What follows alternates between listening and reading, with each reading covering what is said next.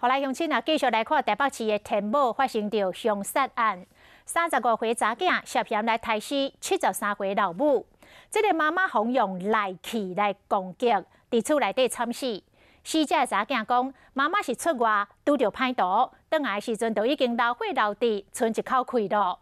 但是警方调监视器发现，这个妈妈都人好好，单独转来到厝，根本都无人甲伊对伫后壁。阿公两母仔囝冤家了后，这个查囝阁甲妈妈单独留伫厝内3点钟才来报案。检察官问口供，认为就是查囝杀死老母，法官裁定甲收押。初一尾暗6点，姓林的负责人伫一个摩仔散步转去，想要告诉变成伊最后的身影。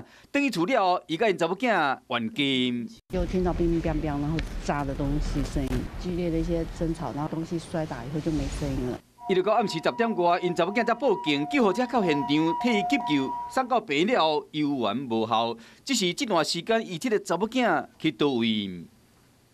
附近邻居说呢，这对母女平时跟邻居的互动并不多，但是觉得奇怪的是，明明吵架的时间是6点多，为何延迟报案？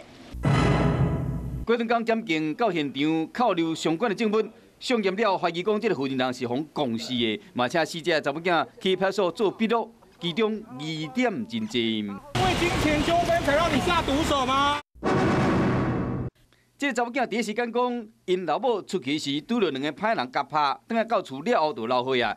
验过监视器画面，唔是安尼，伊才承认讲，因2个人有相骂，有一股神秘力量，可以甲杀因老母，验过伊无承认有杀害因老母。